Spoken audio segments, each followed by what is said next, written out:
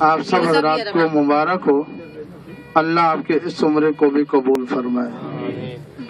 میرے دوست اور بزرگوں، یہ تھی مسجد قباء جو اسلام کی پہلی مسجد تھی۔ ابھی ہم انشاءاللہ تعالیٰ اس کے بعد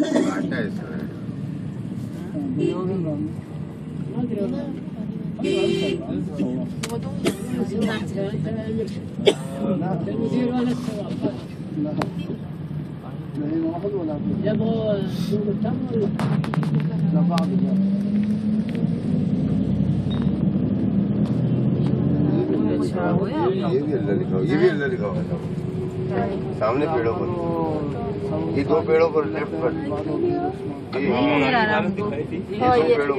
دو پیڑوں پر کٹنگ ہے۔ کون سا سرما کون سا استعمال کرتے ہیں؟ نظر اتنی تیز ہے، نظر ماشاءاللہ دور کی اچھی قریب کی بھی۔ میرے دوست اور بزرگوں، اس کے بعد انشاءاللہ تعالیٰ کوئی بات پوچھیں گے؟ نہیں، وہ بعد میں اس کی مرمت ہوتی رہی، جگہ وہی ہے پہاڑی کے اوپر۔ اس کے بعد انشاءاللہ تعالیٰ ہم غزوہ خندق کے مقام پر چل رہے ہیں۔ غزوہ خندق جو ہے، اس کے 3 نام مشہور ہیں۔ ایک تو غزوہ خندق اس لیے کہا جاتا ہے کہ وہاں پر حضرت سلمان فارسی رضی اللہ تعالیٰ عنہ کے مشورہ سے خندق کھودی گئی تھی، اور دوسرا نام جو ہے اسے 7 مسجدوں والی جگہ بھی کہا جاتا ہے، جہاں پر خیمے تھے، ٹینٹ تھے جنگ کے دوران۔ وہاں پر ترکی دور میں چھوٹی چھوٹی مسجدیں بنا دی گئی تھیں، اور وہ 7 تھیں، اور 7 کو عربی میں سبا کہا جاتا ہے، یعنی دوسرا نام جو ہے سبا مساجد کے نام سے ہے۔ آپ مدینہ منورہ میں جہاں کہیں بھی ہوں، آپ بولیں کہ سبا مساجد جانا ہے تو وہ آپ کو غزوہ خندق کے مقام پہ لا کے چھوڑ دے گا۔ اور تیسرا نام جو ہے اسے غزوہ احزاب بھی کہا جاتا ہے۔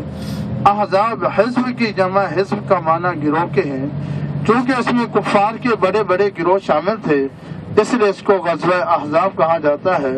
اور قرآن مجید کی سورۃ الاحزاب جو ہے، اس کے اندر پوری ڈیٹیل موجود ہے۔ میرے دوست اور بزرگوں، ابھی بات جاری ہے اس کے بارے میں۔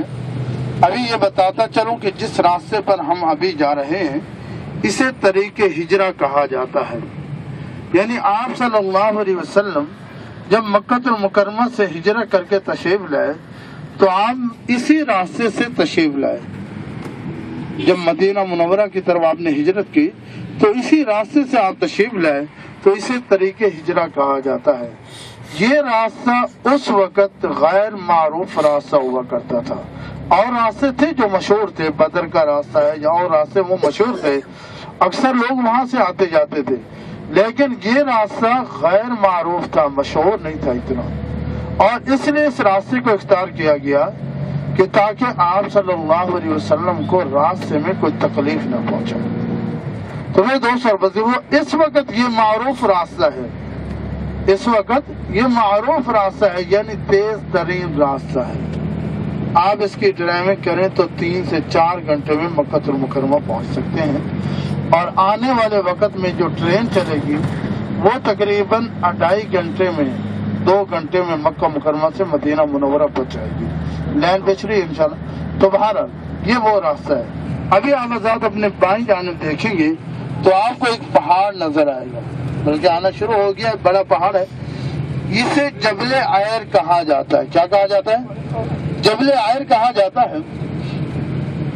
جبل عیر جسے آپ صلی اللہ علیہ وسلم نے ناپسند فرمایا ہے، اور اسی پہاڑ کے بارے میں آپ صلی اللہ علیہ وسلم نے فرمایا کہ جبل عیر سے جبل ثور تک حدود حرم ہے، اور ان دونوں پہاڑوں کے درمیان میں حدود حرم ہے، یہ نہیں جبل ثور اونٹ کے پیچھے، یاد رکھنا۔ تو میرے دوست اور بزرگوں، یہ بیچ میں جگہ آگے میں نے آپ حضرات کو بتا دی۔ تو میں غزوہ خندق کے بارے میں عرض کر رہا تھا کہ وہاں پر مسلمانوں کی تعداد جو ہے وہ 3000 تھی، اور کفار کی تعداد جو ہے 10,000 تھی۔ اور جب اتنی بڑی تعداد تھی تو آپ صلی اللہ علیہ وسلم نے وہاں پر 3 دن دعائیں فرمائی، پیر، منگل اور بدھ۔ بدھ کے دن جو ہے دعا قبول ہوئی، پھر ایک طوفان ہوا چلی جس سے دشمن کے خیمے اکھڑ گئے، چولہے برتن اڑ گئے اور وہ بھاگنے لگے، کیونکہ یہ ایک ایسا غزوہ تھا جو اللہ تبارک و تعالیٰ نے مسلمانوں کو بغیر کسی زیادہ نقصان کے فتح نصیب فرمائی۔ اور وہاں جو خندق ہے اس کی لمبائی تقریباً 3.5 کلومیٹر تھی اور چوڑائی اتنی تھی کہ تیز رفتار گھوڑا اگر اسے کراس کرنا چاہے تو کراس نہیں کر سکتا تھا، اور گہرائی اتنی تھی کہ اگر کوئی گر جائے تو نکل نہیں سکتا تھا۔ اور ایک صحابی کے ذمے 4 فٹ کی کھدائی لگائی گئی، اور صحابہ کی اس وقت یہ حالت تھی کہ ایک صحابی نے کہا یا رسول اللہ صلی اللہ علیہ وسلم، میں نے بھوک کی وجہ سے اپنے پیٹ پر پتھر باندھا ہوا ہے۔ تو آپ صلی اللہ علیہ وسلم نے اپنے بطن مبارک سے کپڑا ہٹا کے دکھایا کہ آپ نے 2 پتھر باندھے ہوئے تھے۔ اور جب یہ صورت حال تھی تو حضرت جابر رضی اللہ تعالی فوراً گھر میں گئے اور جا کر کے بیوی سے کہا کہ کچھ کھانے کے لیے ہے، تو انہوں نے کہا ہاں 2.5 کلو جو کا آٹا اور بکری کا بچہ موجود ہے۔ انہوں نے بکری کا بچہ ذبح کیا اور 2.5 کلو جو آٹا تھا اس کو گوندا اور کھانا پکانا شروع کر دیا۔ اور اس کے بعد ان کی بیوی نے کہا کہ آپ جائیں، آپ صلی اللہ علیہ وسلم اور چند صحابہ کو دعوت دیں تاکہ آئیں اور کچھ کھانا تناول فرما لیں۔ تو حضرت جابر رضی اللہ تعالیٰ عنہ آپ صلی اللہ علیہ وسلم کے پاس تشریف لے گئے۔ آپ نے جا کر کے کہا کہ یا رسول اللہ صلی اللہ علیہ وسلم، آپ تشریف لیں اور کچھ صحابہ کچھ کھانا ہے آپ تناول فرما لیں۔ تو آپ صلی اللہ علیہ وسلم نے فرمایا کہ آئے اہل خندق تمہاری جابر نے دعوت کی ہے۔ یہ ایک فطری بات ہے، جب انسان کو اچانک سے معلوم ہو کہ مہمان زیادہ ہو گئے ہیں تو اس کی کوشش ہوتی ہے کہ میں جلدی سے جاؤں اور کہیں سے انتظام کروں۔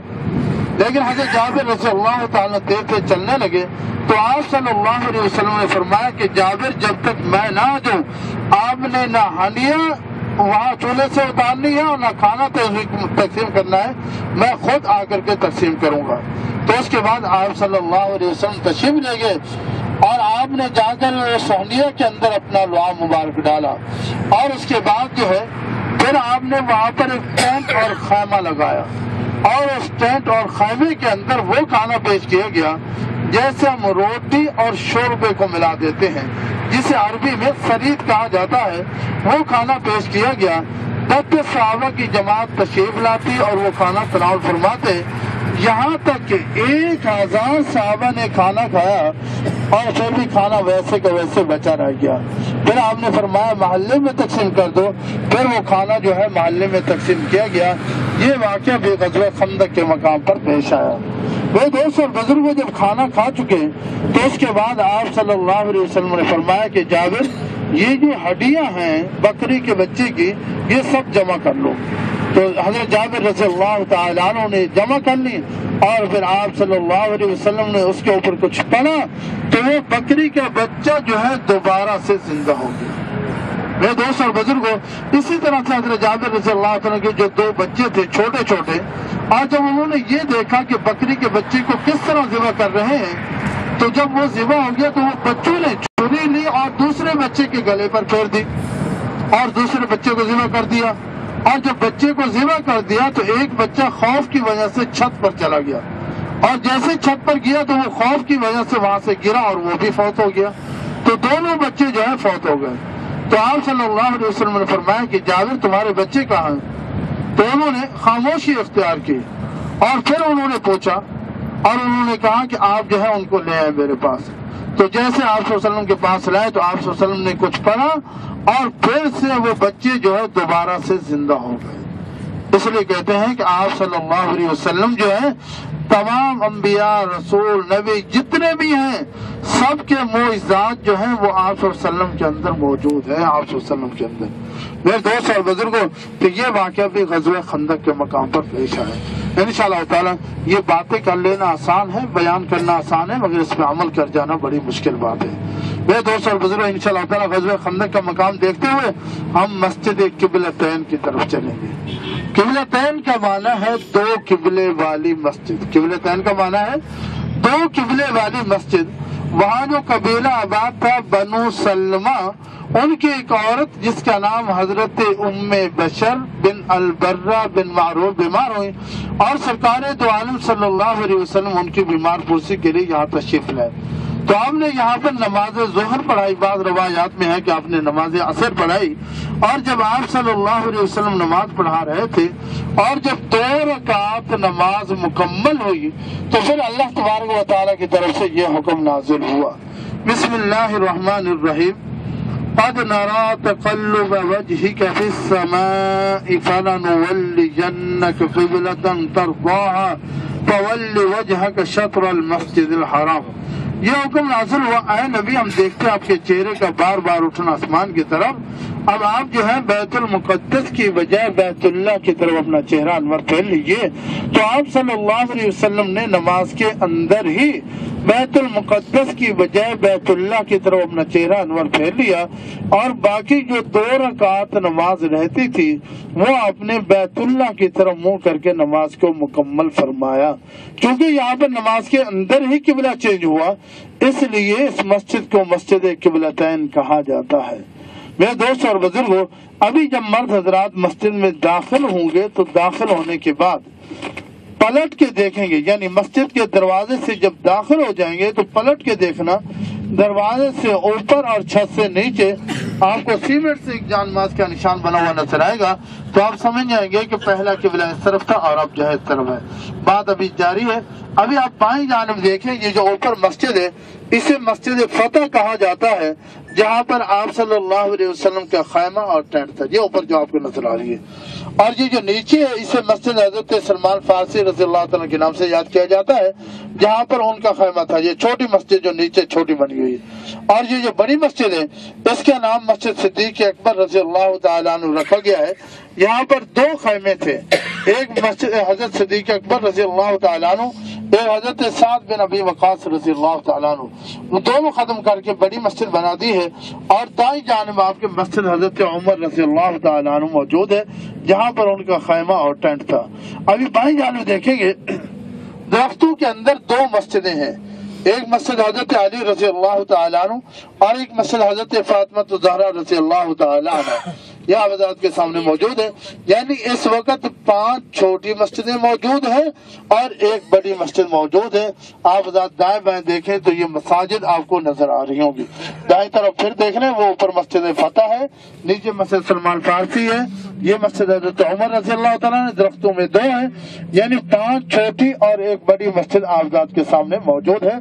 اور ہم اس وقت بالکل یہ خندق کے اوپر آ گئے، یہ ٹرینچ خندق جو ہے یہ خندق ہے، خندق ختم ہو چکی ہے، اس کی جگہ روڈ بن چکا ہے، یہ روڈ بن چکا ہے۔ آپ ذات کے دائیں جانب مسلمانوں کے خیمے تھے اور بائیں جانب کفار کے خیمے تھے، اور اس کے بعد یہ جو دائیں جانب پہاڑ نظر آ رہا ہے اس کا نام ہے جبل سلا۔ کیا نام ہے؟ جبل سلا۔ اس کی بیک پر بالکل حرم ہے، مسجد نبی شریف ہے، اس پہاڑ کی بیک پر بالکل حرم مسجد نبی شریف ہے۔ اور اگر آپ گاڑی کے بالکل سامنے دیکھیں تو شاید آپ کو نظر آئے، سامنے اسٹیٹ میں ایک پہاڑ آپ کو نظر آ رہا ہوگا، وہ احد کا پہاڑ جنت کا پہاڑ ہے، اور یہ خندق جو ہے یہ سیدھی جا رہی ہے اور احد کے قریب جا کر کے مکمل ہوتی ہے۔ میرے دوستوں اور بزرگوں، یہ غزوہ خندق کا مقام جو میں نے آپ حضرات کو بتا دیا ہے۔ اس کے بعد انشاءاللہ تعالی مسجد قبلتین کے بارے میں عرض کر رہا تھا۔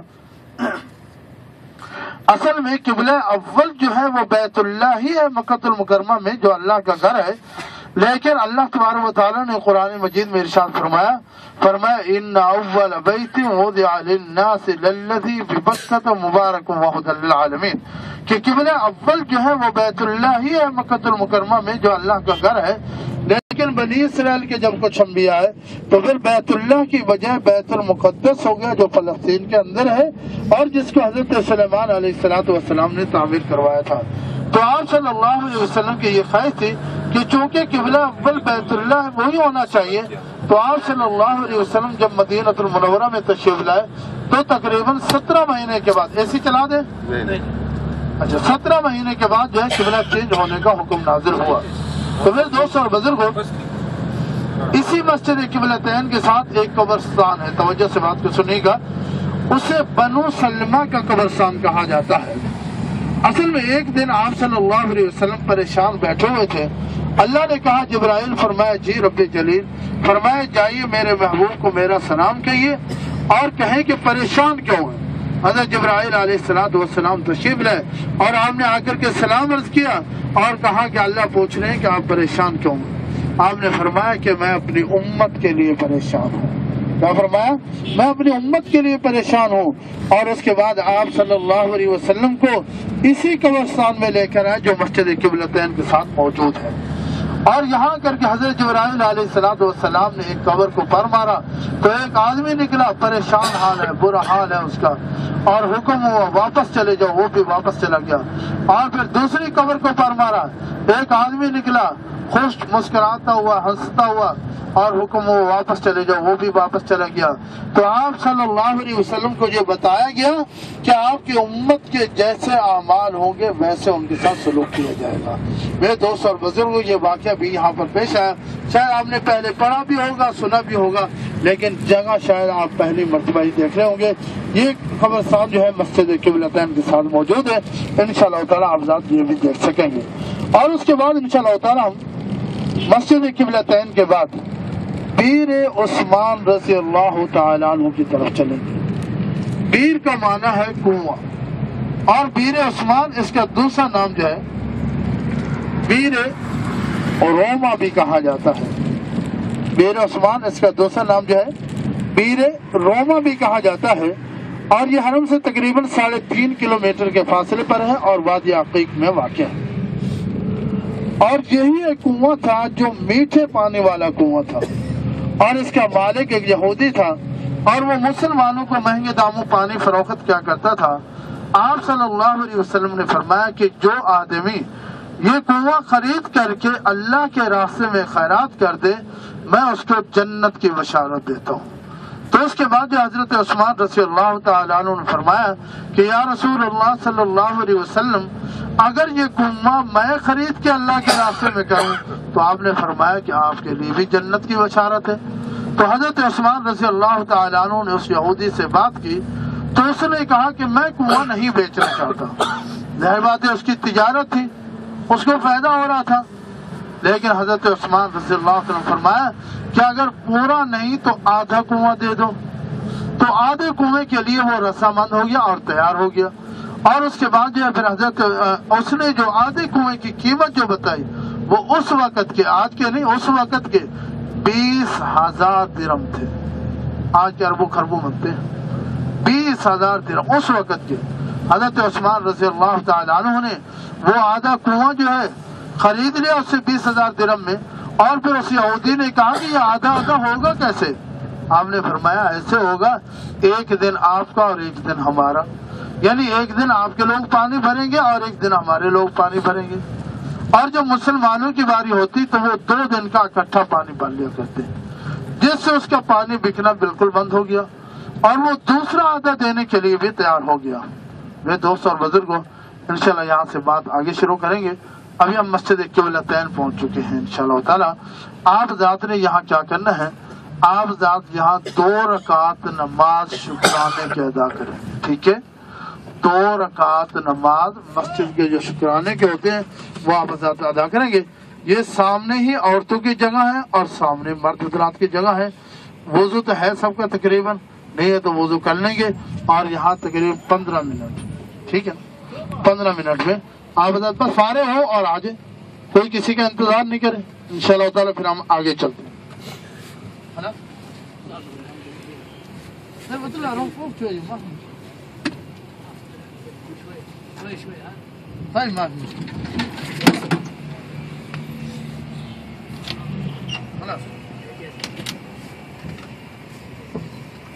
آجائے جناب، تشریف ہے مسجد قبلتین. چل آ جاؤ.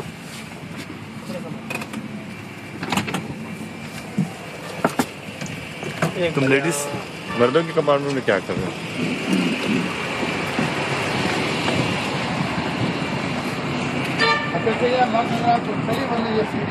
ہاں بھائی، زبردست کا ڈیزائن، زبردست ہی مذاق کر رہا ہوں. ڈیزائن اچھا ہے ماشاء اللہ.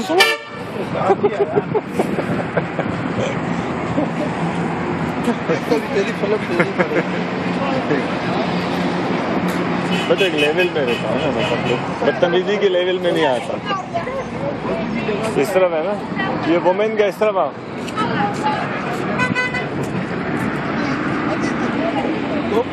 مسجد میں لگا کس کو اس کو کس کو اس کو ادھر سے یہ رہا یہ رہا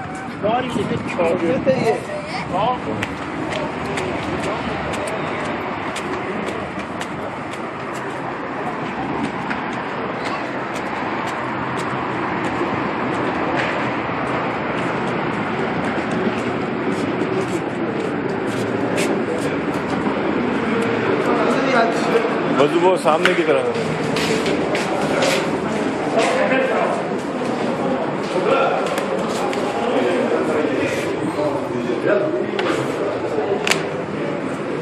وہ ہے نا سامنے ہے یا پیچھے سے چلے جاؤ جوتے ہے تو پیچھے سے چلے جاؤ mobile okay mobile mobile mobile okay